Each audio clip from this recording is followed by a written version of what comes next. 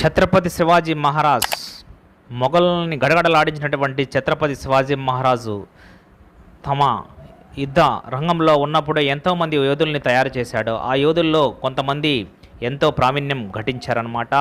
వాళ్ళల్లో వీర యోధులు మనం ఒకసారి పరిశీలిద్దాము. ఎవరైతే సింహాడ్ కోట మీద దాడి చేయడానికి వచ్చినటువంటి మొఘల్ని తరిమి కొట్టి సింహగఢ్ యొక్క కోటను కాపాడి మరియు శివాజీ మహారాజును కూడా కాపాడినటువంటి త్యాగమూర్తి మరియు తన ప్రాణాలను సహితం పణంగా పెట్టినటువంటి ఎవరైతే ఉన్నారో అతనే తానాజీ మలుసారే చరిత్రలో నిలిచిపోయినటువంటి యోధుడు అనమాట. ఇంక తర్వాత వచ్చేసి నేతాజీ పాల్కర్ శివాజీ రాజ్యంలో ప్రధాన సేనాధిపతిగా ఉంటూ మొఘలులపై అనేక విజయాలను సాధించినటువంటి యుద్ధ నిపుణుడు. తర్వాత చూసినట్లయితే బాజీ ప్రభు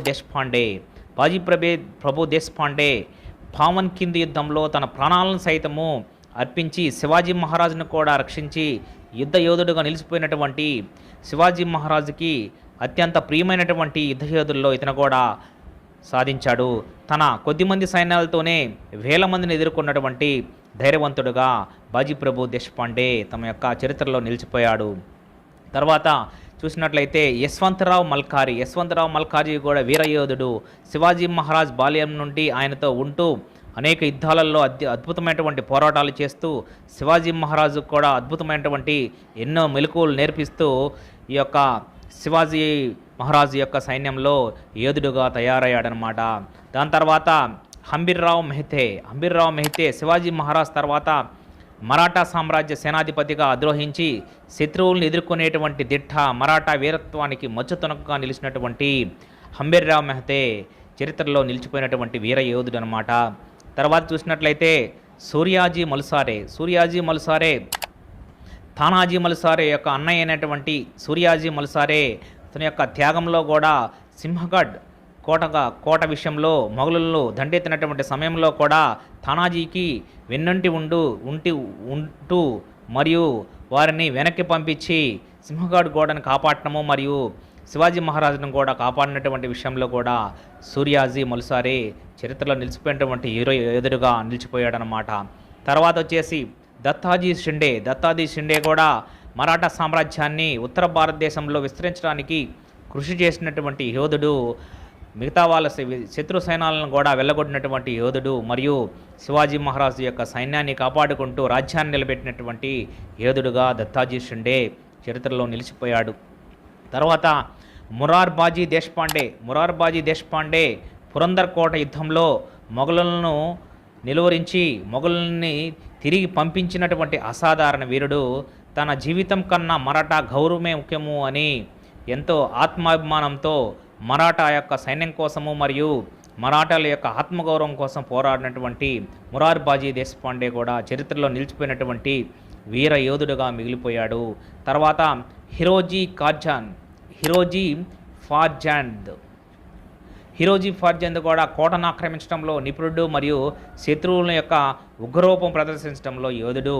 శత్రువులు దాడి చేస్తాడనేటువంటి విషయాన్ని ముందుగానే పసిగొట్టి వెంటనే రియాక్ట్ అయ్యి మేఘాల మీద దాడి చేసి ఎక్కడైతే కోట యొక్క ఆక్రమణలో మనకి ఫలాని కోట కావాలి అంటే స్కెచ్లు వేసి తమ యొక్క కోటను ఆక్రమించుకోవడంలో శివాజీ మహారాజుకి ఎంతో సహాయ శక్తుల్ని అందిస్తూ ప్లానింగ్లు ఇస్తున్నటువంటి హిరోజీ ఫార్జండ్ చరిత్రలో నిలిచిపోయినటువంటి మరో వీరుడు అనమాట. తర్వాత వచ్చేసి సిద్ధోజీ నింబాల్కర్ శత్రువుల నుండి కోటను స్వాధీనం చేసుకోవడంలో నైపుణ్యం కలిగినటువంటి వీరుడుగా కూడా ఈ సిద్ధోజీ నింబాల్కర్ కూడా చరిత్రలో నిలిచిపోయారు. ఇంకా ఇలానే కాదు, దాదాపు శివాజీ మహారాజు ఎంతోమందిని తమ యొక్క రాజ్యాన్ని కాపాడుకోవడం కోసము వాళ్ళల్లో ఆత్మస్థైర్యాన్ని నింపుతూ ధైర్యాన్ని నింపుతూ మరియు యుద్ధ మెలకువలు నేర్పిస్తూ దాని తర్వాత ఎన్నో టాలెంటెడ్ మెలకువలు నేర్పిస్తూ వాళ్ళని తయారు చేసుకోవడంలో దిట్టగా ఆయన పేరు పొందినటువంటి శివాజీ మహారాజ్ కొందరి యొక్క యుద్ధ వీరులను మనం పరిశీలిద్దాము.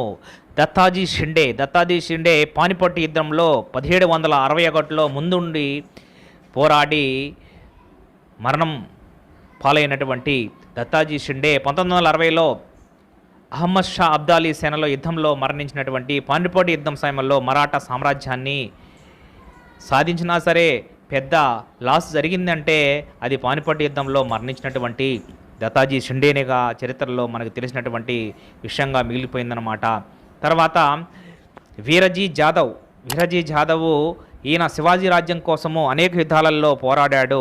ఇతని యొక్క మరణానికి సంబంధించినటువంటి చారిత్రకమైనటువంటి ఇతను కూడా శివాజీ మహారాజ్ మరియు మరాఠీల యొక్క ఆత్మగౌరవం కోసము మరియు వాళ్ళ యొక్క ఎన్నో ఈ రాజ్య విస్తరణకు కూడా ప్రాణత్యాగం చేసినటువంటి వీర జవాన్ కూడా ఇతను కూడా చరిత్రలో నిలిచిపోయినటువంటి వీరుడుగా పేరు పొందాడు. వీరి యొక్క త్యాగము ఎప్పటికీ చిరస్థాయిగా నిలుస్తుంది. దాని తర్వాత ఈ మహాయోధుల యొక్క తన ప్రాణత్యాగం చేసి మరాఠా సామ్రాజ్యంలో శక్తివంతంగా నిలిపారు. జై భవానీ, జై శివాజీ.